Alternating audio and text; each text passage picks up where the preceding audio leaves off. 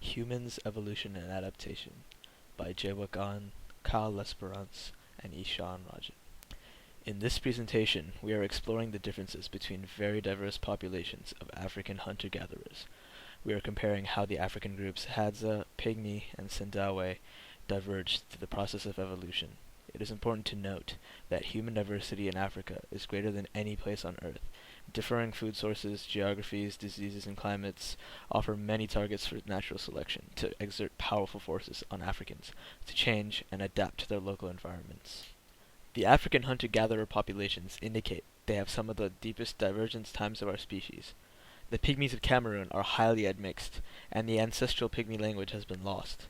They are forest-dwelling, with men averaging at 4 feet 11 inches tall, compared to their neighboring relatives, the Bantus, who average at 5 feet 6 inches. The Sandawe, who live in Tanzania, have switched from a nomadic hunting style to an agricultural subsistence pattern. The Hadza, who also live in Tanzania, are still practicing a hunter-gatherer lifestyle. They are the last full-time hunter-gatherers in Africa, but their numbers are less than 1,000. It is evident here that the Hadza and Sandawe live in close proximity to one another, and it can also be seen that they share a very recent common ancestor. But what stands out the most is the fact that the Pygmy branched off very early on in the human lineage. Scientists have been trying to find why their physical structure is this way.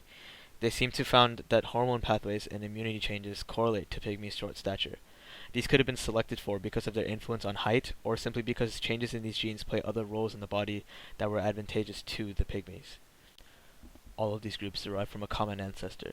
It is through their separation that differing cultures developed from their adaptations to the surroundings, which ultimately resulted in very different populations of people. It can be seen from these three pictures that the Hadza are the least developed, followed by the Pygmy, and then the Sandawe, who practice modern agriculture and wear modern clothing.